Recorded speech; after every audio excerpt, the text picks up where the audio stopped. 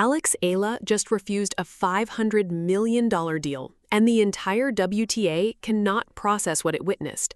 The kind of contract Aryna Sabalenka would have signed before the ink dried, Eala pushed across the table, looked the executives in the eye, and walked away from. No counteroffer, no negotiation theater, no publicist spinning the rejection into something digestible. Just silence, and a 19-year-old leaving a boardroom with her values intact and $500 million behind her. The tennis world thought it knew Alex Eala. It thought it understood her ambitions, her hunger, her trajectory. Today, every assumption shattered. Because what she chose instead of $500 million tells you something about this young woman that no ranking, no trophy, no viral highlight ever could. And by the final word of this video, you'll understand exactly why she did it, and you'll never see women's tennis the same way again. Chapter 1.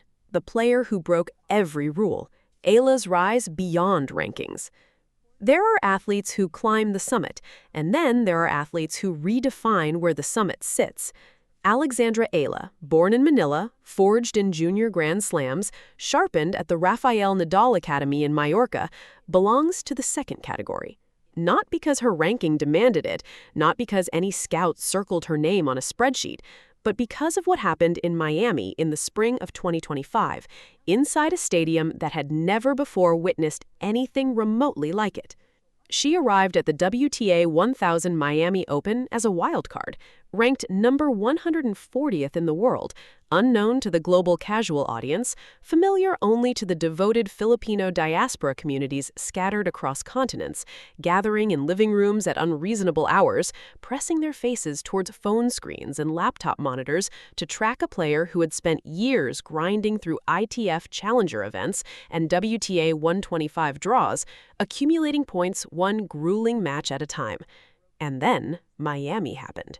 She defeated Jelena Ostapenko in the opening round, a former French Open champion whose flat, aggressive ball striking has ended the campaigns of far more decorated opponents.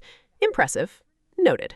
Then she walked out against Madison Keys, the 2025 Australian Open champion, and destroyed her. Dominant, authoritative, unmistakable. Then, in a moment that stopped every tennis broadcast on Earth mid-sentence, she faced Iga Swiatek, world number 2, 5-time Grand Slam champion, one of the 3 or 4 finest players the sport has ever assembled, and Alexandra Eala, ranked 140th, playing on a wildcard, eliminated her in straight sets. No wildcard in WTA history had ever defeated 3 major champions in straight sets at a single tournament. None. The record didn't exist as a possibility. It existed as a concept too implausible to document. Eala made it real. She advanced to the semifinals before falling to Jessica Pegula, and by the time the dust settled, the world had been permanently reordered. She entered the WTA Top 100 on March 31, 2025, becoming the first Filipino in the history of professional tennis to breach that threshold. The achievement triggered national celebrations in the Philippines that analysts compared in cultural magnitude to Manny Pacquiao's championship victories. Sports journalist and former professional Diane Castillo observed that Filipino supporters treated Eala as if she had won a Grand Slam while she was still reaching semifinals. She addressed tournament crowds in Tagalog. She wore Sampaguita-patterned accessories Nike designed specifically for her. She appeared on the cover of Tatler Philippines, on the pages of Vogue Philippines, on television broadcasts that reached every corner of Southeast Asia. Sponsors multiplied. Globe Telecom had claimed her since age 8. Babolat had outfitted her through junior championships and beyond.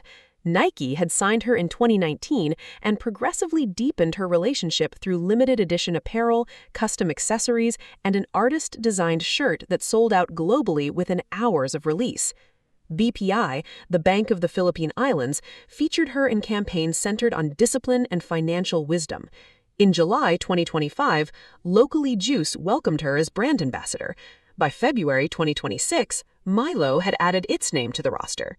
The commercial architecture surrounding Eala was expanding, carefully, intentionally, in alignment with her identity as both an elite athlete and a Filipino cultural figurehead. Every partnership chosen with deliberation, every deal weighted against her values, her heritage, her long-term vision. Which is exactly why when the largest single sponsorship offer in women's tennis history landed on their team's desk, $500 million, structured across a decade of global exclusivity, the assumption was obvious. Nobody refuses that. Nobody in the history of the sport has ever had the standing to refuse it. Eala refused it. Wait, $500 million? Who offers that? And why would anyone alive say no? Keep watching, because this gets darker and stranger and ultimately more beautiful than you expect. Understanding what Eala rejected demands understanding what the offer actually contained, because this wasn't a standard endorsement arrangement. It wasn't a racket contract or an apparel deal or a fragrance campaign. It was something the WTA industry had never formally structured before, a complete commercial sovereignty package. The proposal, assembled by a consortium of 3 global conglomerates operating across luxury goods, digital entertainment, and performance technology, offered Alexandra Eala $500 million across 10 years in exchange for total brand exclusivity. Every public appearance, every social media post, every press conference, every tournament arrival, her image, her voice, her nationality, her story, all of it licensed, curated, and deployed by entities whose headquarters sat thousands of miles from Manila. The financial mathematics were staggering. Aryna Sabalenka, the WTA's reigning commercial powerhouse, a 3-time Grand Slam champion generating approximately $9 million annually through endorsements with Nike, Wilson, Audemars Piguet, Whoop, Master and Dynamic, Oakberry, and her recent equity stake in David Beckham's IM8 supplement, brands earn in a full decade what this offer placed in front of Eala as a single decade-long commitment. Sabalenka's total estimated net worth stands between $18.7 and $27.4 million, built across a career that reached world #1 and accumulated over $36 million in prize money alongside her endorsement portfolio. The Eala offer dwarfed every financial benchmark the WTA had ever established for a player of her current ranking. Why? Because the consortium wasn't buying her present, they were purchasing her future. They had modeled her commercial trajectory, calculated the growth curve of the Filipino diaspora as a consumer market, 10 million overseas Filipinos concentrated in the United States, the Middle East, Europe, and Asia, representing extraordinary purchasing power and demonstrated brand loyalty. And they concluded that Eala's long-term commercial value would outperform every active WTA player except potentially Coco Gauff. They hadn't waited for a Grand Slam title. They moved before the crowd arrived, which is, of course, exactly what the most sophisticated commercial operators always do. The structure included guaranteed floors regardless of ranking fluctuations, injury provisions, and post-retirement image rights extending 5 years beyond her final professional match. It was, by any objective financial measurement, the most comprehensively engineered sponsorship arrangement ever offered to a tennis player outside of the Williams sisters during their dominant decade. Industry insiders who reviewed the terms described them as unprecedented and essentially unrejectable. One senior WTA commercial executive, speaking anonymously, stated that no active player on the current tour, not Sabalenka, not Swiatek, not Gauff, had ever received an approach at this magnitude relative to their career stage. The meeting stretched across 3 weeks, multiple cities, multiple time zone calls. Eala's management team, comprising agents, legal representatives, and financial advisors operating across Manila, Madrid, and Miami, examined every clause, every provision, every activation requirement embedded within the framework. And at the conclusion of those 3 weeks, after every page had been studied, every implication absorbed, every number verified, Eala's team communicated the decision. The refusal was not a vacuum. Eala wasn't simply walking away from money, she was walking toward something. And understanding what she chose instead of $500 million requires understanding how she thinks about the intersection between commerce and calling. In the weeks following the rejection, Eala's team confirmed the direction she had been building toward quietly and deliberately throughout the period of negotiations. Rather than surrendering her commercial identity to a single consolidated consortium, she had been assembling an alternative portfolio, a collection of aligned partnerships, each chosen for its resonance with her specific story rather than its financial ceiling. Globe Telecom, the Filipino telecommunications giant that had first signed her as an 8-year-old child, retained its central position. BPI continued its campaign, built around financial discipline and literacy, a message with particular power in a country where financial education remains critically underserved. Locally Juice, the Filipino brand she had joined as ambassador in July 2025, reflected her pride in domestic enterprise. Milo, which she joined in February 2026, carried resonance with millions of Filipino households where the brand occupies the same cultural space that Gatorade occupies in America. And Babolat and Nike, global performance brands that had invested in her before the world understood what it was investing in, remained pillars of the partnership structure. What Eala had refused wasn't simply a dollar amount.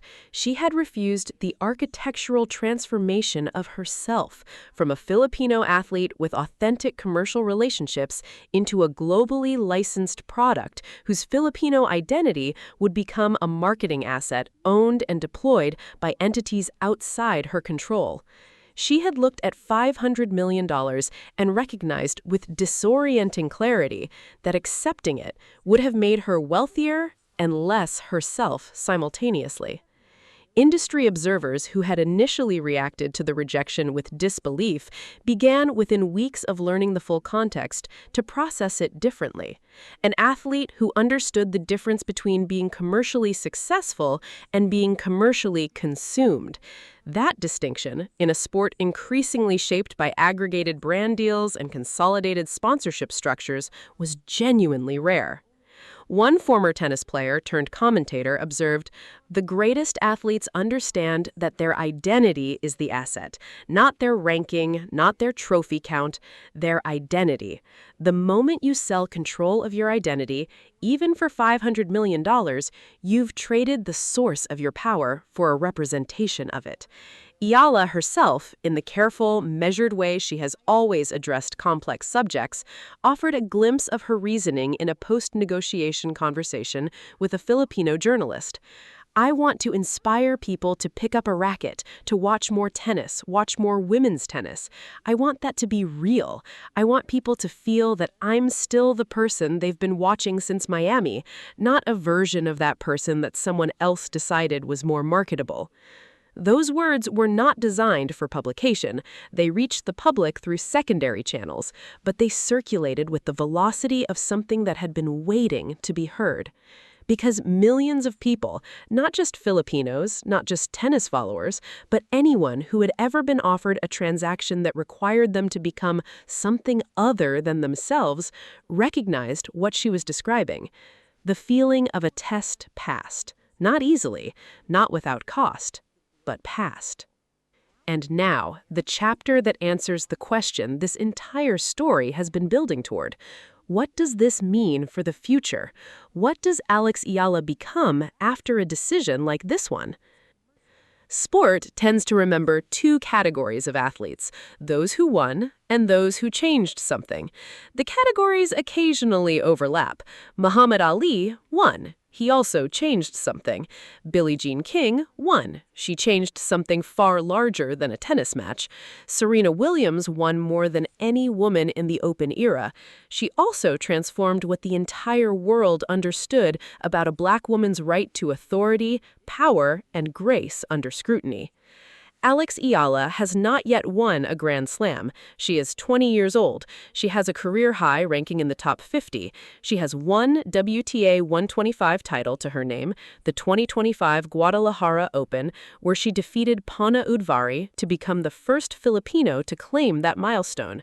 She has a U.S. Open first-round victory, historic, the first match win by a Filipino in a Grand Slam during the Open era, and a Miami semifinal that shattered assumptions the sport had held for decades.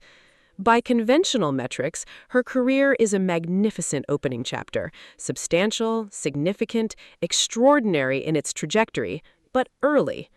And yet, she just declined $500 million. Not because she lacks ambition, not because she dismisses commercial reality. She declined it because she understood something about the relationship between leverage and legacy that most athletes spend their entire careers failing to grasp. Leverage is what you use money for. Legacy is what you become when money cannot define you. Every major brand studying Eala's decision is now confronting a revised calculation. The athlete who cannot be bought with $500 million is not a liability. She is the most valuable commercial partner available because she is the only one whose authenticity cannot be questioned. Sky Sports presenter Gigi Salmon, who had observed Eala's growing cultural authority with analytical precision, noted, "In terms of her appeal, the crowds that follow her, she might already be the biggest star." That statement was made before the rejection. In its aftermath, the commercial logic it describes has compounded beyond any model the industry had prepared for. Companies approaching Eala's team now understand they are negotiating differently. They are not acquiring a face for a campaign. They're earning the right to stand beside a figure whose integrity has been publicly demonstrated at a magnitude that rewrites how integrity is measured in professional sport. And for the WTA itself, an organization navigating the extraordinary commercial moment of women's sports' global ascent, with advertising spending on women's athletics doubling in a single recent year, Eala's decision delivered both a challenge and a gift. The challenge, an athlete had publicly demonstrated that the current architecture of tour-level commercial arrangements fails to account for the non-financial dimensions of a player's identity and sovereign brand. If the tour cannot create structures that protect those dimensions, the most culturally significant players will construct alternatives outside of it. The gift, proof that women's tennis contains figures of sufficient moral and commercial authority to redefine the entire sport's relationship with money. Proof that resonates not just in Manila and in Filipino diaspora communities, but everywhere that an audience watches sport hoping to find, amid the transactional noise, something that actually means something. Alex Eala is 20 years old. She has a serve her coaches want to rebuild, a physical conditioning program that former professionals, including Martina Navratilova, have called her critical developmental frontier, and a Grand Slam draw waiting for her name somewhere beyond Roland Garros and the Australian Open and Wimbledon. She has plenty of matches left to win, but she has already demonstrated the rarest quality in professional sport, the capacity to know exactly what she is worth and to refuse every offer that prices her incorrectly. So here is the question that belongs to every single person watching this video right now.